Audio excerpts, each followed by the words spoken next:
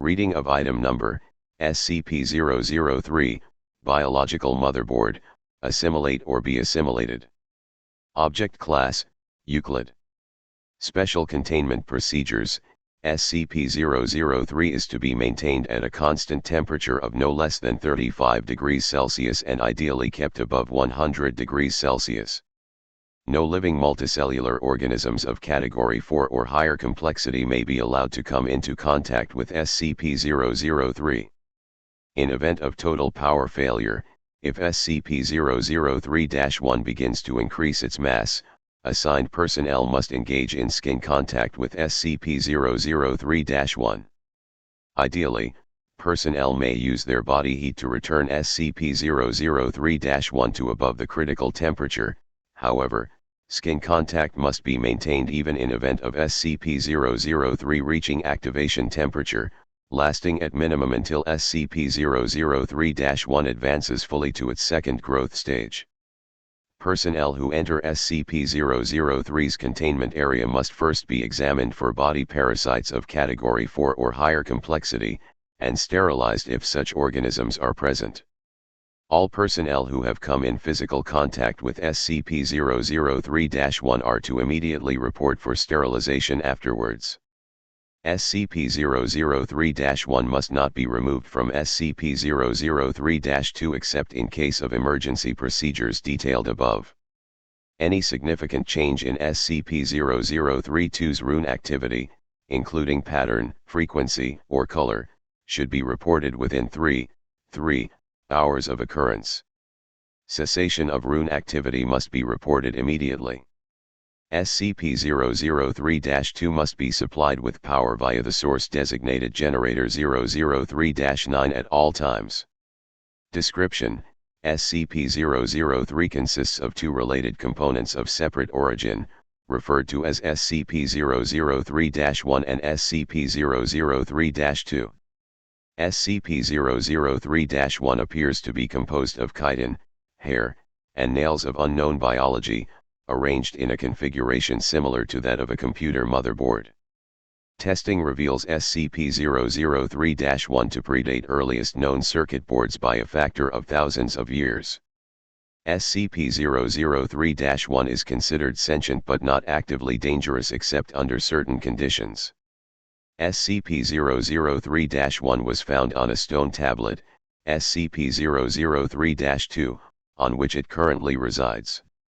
The runes on SCP-003-2 are not part of any known language, and emit pale, flickering light patterns. SCP-003-2 is controlled by a non-biological, internal computer, the contents of which are mostly inaccessible without risk of damaging SCP-003-2. SCP-003-2 is capable of controlled emissions of radiation, including heat, light, and anomalous radiation types. SCP-003-2 contains an internal power source of an anomalous nature, which appears to have been losing power since several centuries before discovery. It is considered probable that SCP-003-2 was created for the purpose of containing SCP-003-1. Partially interpreted data recovered from SCP-003-2 may refer to a past and/or potential future LK-class restructuring event caused by SCP-003-1. SCP-003 was located by Remote Viewing Team SRV-04 Beta. It appears possible that SRV-04 Beta was deliberately contacted by SCP-003-2. Other organizations have also been alerted to SCP-003's existence, possibly by similar means. Despite this activity, SCP-003-2 does not appear to be sentient, based on its lack of reaction to M03 Gloria analysis and procedures.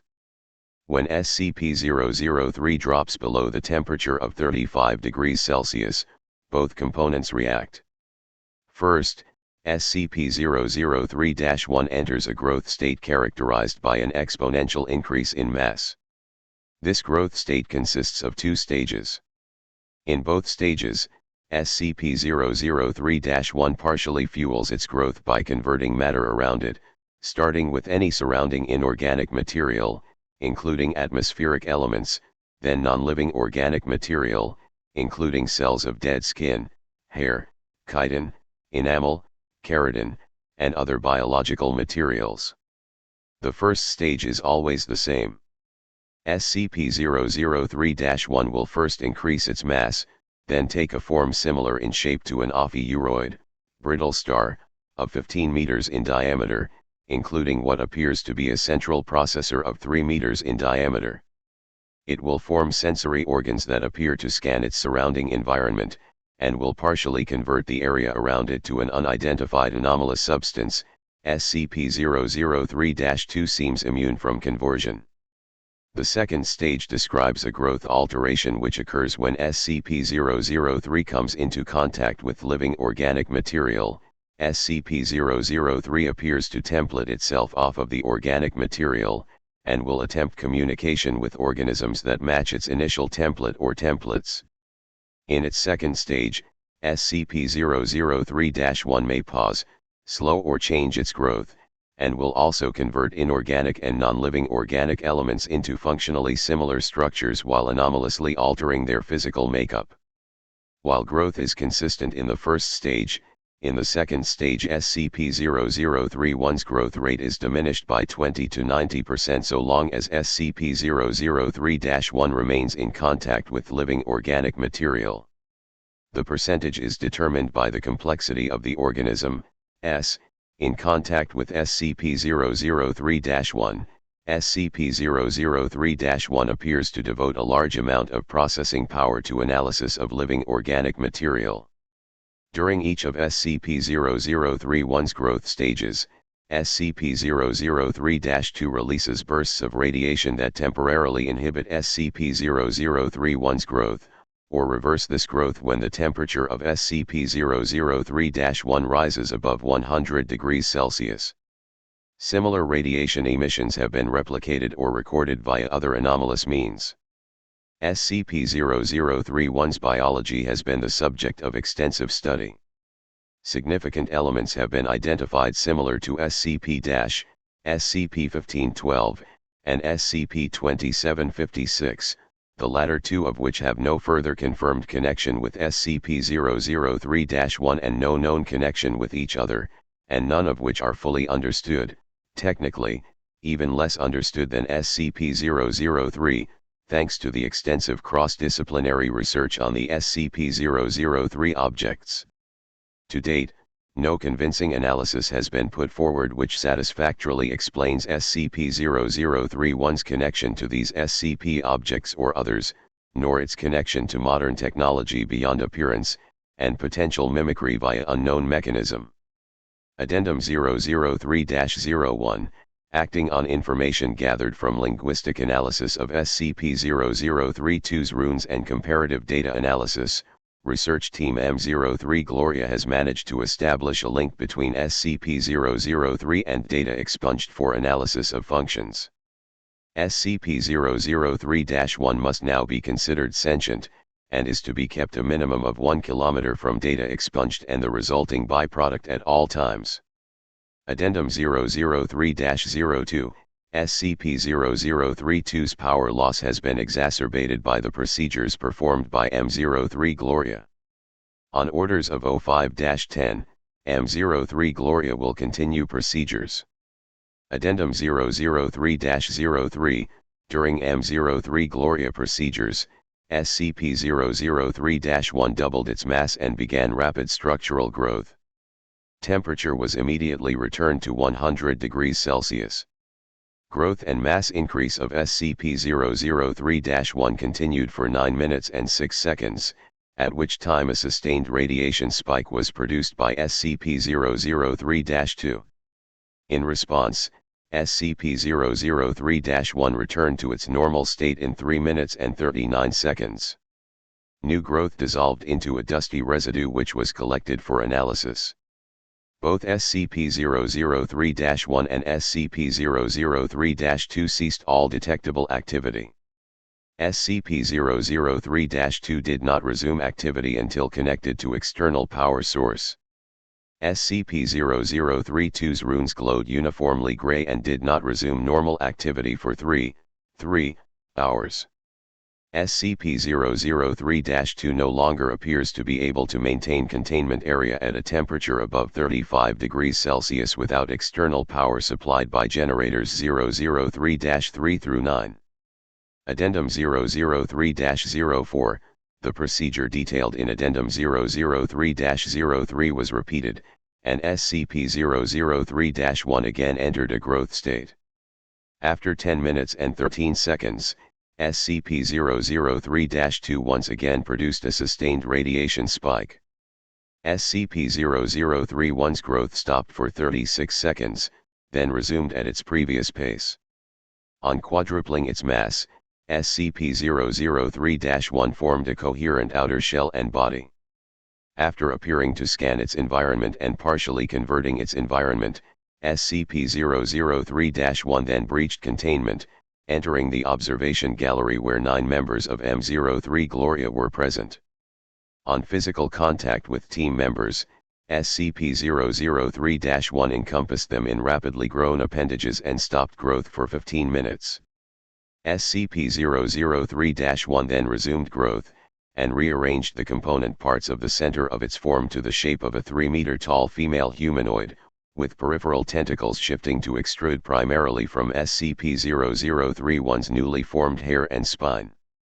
SCP-003-1 then produced rudimentary vocalizations in an apparent initial attempt to communicate with researchers. Data expunged. An unknown individual approached the compromised containment area in company of a full squad of agents. The individual claimed to be acting on orders of O5-10 and attempted communication with SCP-003-1. Data expunged.